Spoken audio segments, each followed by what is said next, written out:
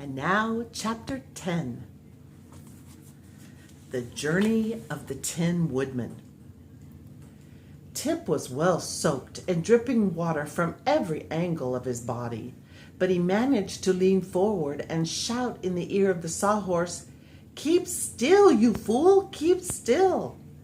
The horse at once ceased struggling and floated calmly upon the surface, its wooden body being as buoyant as a raft. "What does the word fool mean?" inquired the horse.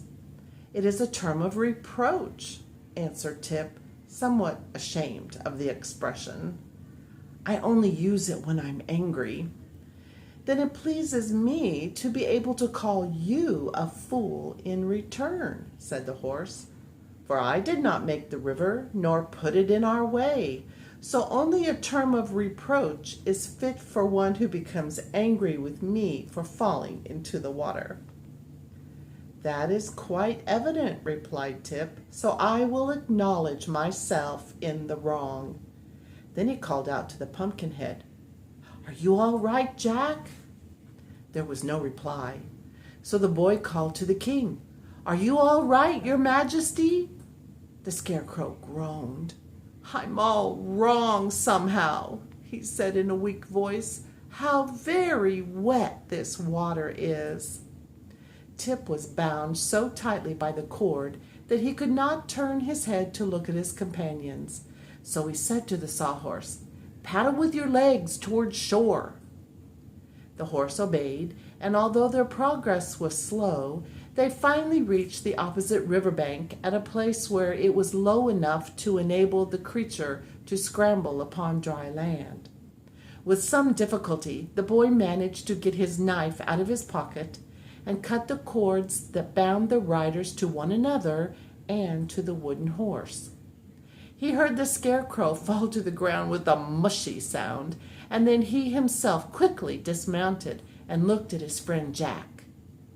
The wooden body with its gorgeous clothing still sat upright upon the horse's back. But the Pumpkinhead was gone, and only the sharpened stick that served for a neck was visible. As for the Scarecrow, the straw in his body had shaken down with the jolting and packed itself into his legs and the lower part of his body, which both appeared very plump and round, while his upper half seemed like an empty sack. Upon his head the Scarecrow still wore the heavy crown, which had been sewed on to prevent his losing it. But the head was now so damp and limp that the weight of the gold and jewels sagged forward and crushed the painted face into a mass of wrinkles that made him look exactly like a Japanese pug dog. Tip would have laughed had he not been so anxious about his man Jack.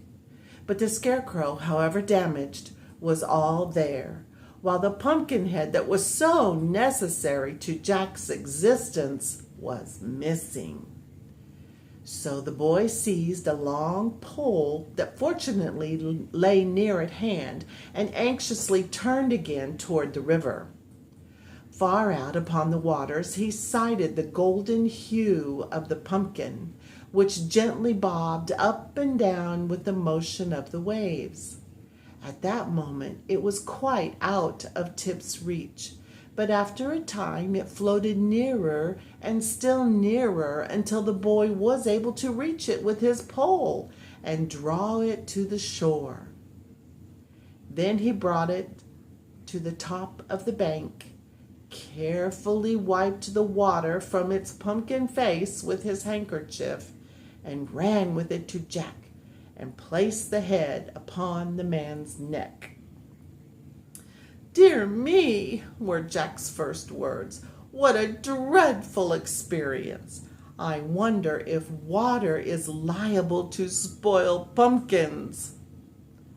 Tip did not think a reply was necessary, for he knew that the Scarecrow also stood in need of his help. So he carefully removed the straw from the king's body and legs and spread it out in the sun to dry. The wet clothing he hung over the body of the sawhorse. "If water spoils pumpkins," observed Jack with a deep sigh, "then my days are numbered." "I've never noticed that water spoils pumpkins," returned Tip, "unless the water happens to be boiling. If your head isn't cracked, my friend, you must be in fairly good condition." "Oh, my head isn't cracked in the least," declared Jack more cheerfully. "Then don't worry," retorted the boy. "Care once killed a cat." "Then," said Jack seriously, "I am very glad indeed that I am not a cat." The sun was fast drying their clothing, and Tip stirred up his Majesty's straw so that the warm rays might absorb the moisture and make it as crisp and dry as ever. When this had been accomplished, he stuffed the scarecrow into symmetrical shape and smoothed out his face so that he wore his usual gay and charming expression. "Thank you very much," said the monarch brightly as he walked about and found himself to be well balanced. There are several distinct advantages in being a scarecrow, for if one has friends near at hand to repair the damages, nothing very serious can happen to you. "I wonder if hot sunshine is liable to crack pumpkins," said Jack, with an anxious ring in his voice. "Not at all, not at all," replied the scarecrow gaily. "All you need fear, my boy, is old age. When your golden youth has decayed, we shall quickly part company, but you needn't look forward to it. We'll discover the fact ourselves and notify you. But come, let us resume our journey. I am anxious to greet my friend, the Tin Woodman." So they remounted the sawhorse, Tip holding to the post, the Pumpkinhead clinging to Tip, and the scarecrow with both arms around the wooden form of Jack. "Go slowly, for now there is no danger of pursuit," said Tip to his steed. "All right," responded the creature in a rather gruff way. "Aren't you a little hoarse?" asked the Pumpkinhead politely. The sawhorse gave an angry prance and rolled one naughty eye backward toward Tip. "See here," he growled, "can't you protect me from insult?" "To be sure," answered Tip soothingly. "I am sure Jack meant no harm, and it will not do for us to quarrel, you know. We must all remain good friends." "I'll have nothing more to do with that Pumpkinhead," declared the sawhorse viciously. "He loves his head. Oh, he loses his head too easily to suit me." There seemed no fitting reply to this speech, so for a time they rode along in silence. After a while the scarecrow remarked, "This reminds me of old times. It was upon this grassy knoll that I once saved Dorothy from the stinging bees of the Wicked Witch of the West." "Do stinging bees injure pumpkins?" asked Jack, glancing around fearfully. "They are all dead, so it doesn't matter," replied the scarecrow. "And here is where Nick Chopper destroyed the Wicked Witch's gray wolves."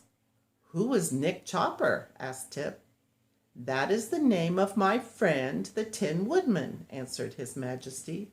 "And here is where the winged monkeys captured and bound us and flew away with little Dorothy," he continued, after they had traveled a little way farther. "Do winged monkeys ever eat pumpkins?" asked Jack with a shiver of fear. "I do not know, but you have little cause to worry, for the winged monkeys are now the slaves of Glinda the Good, who owns the golden cap that commands their services," said the scarecrow reflectively. Then the stuffed monarch became lost in thought, recalling the days of past adventures. And the sawhorse rocked and rolled over the flower-strewn fields and carried its riders swiftly upon their way. Twilight fell by and then the dark shadows of night. So Tip stopped the horse and they all proceeded to dismount. "I'm tired out," said the boy, yawning wearily, "and the grass is soft and cool. Let us lie down here and sleep until morning." "I can't sleep," said Jack. "I never do," said the Scarecrow. "I do not even know what sleep is," said the Sawhorse. "Still, we must have consideration for this poor boy who is made of flesh and blood and bone and gets tired," suggested the Scarecrow in his usual thoughtful manner. "I remember it was the same way with little Dorothy. We always had to sit through the night while she slept." "I'm sorry," said Tip meekly, "but I can't help it, and I'm dreadfully hungry too." "Here is a new danger," remarked Jack gloomily. "I hope you are not fond of eating pumpkins." "Not unless they're stewed and made into pies," answered the boy, laughing. "So have no fears of me, friend Jack." "What a coward that Pumpkinhead is," said the Sawhorse scornfully. "You might be a coward yourself if you knew you were liable to spoil," retorted Jack angrily. There," interrupted the Scarecrow. "Don't let us quarrel. We all have our weaknesses, dear friends, so we must strive to be considerate of one another. And since this poor boy is hungry and has nothing whatever to eat, let us all remain quiet and allow him to sleep, for it is said that in sleep a mortal may forget even hunger." "Thank you," exclaimed Tip gratefully.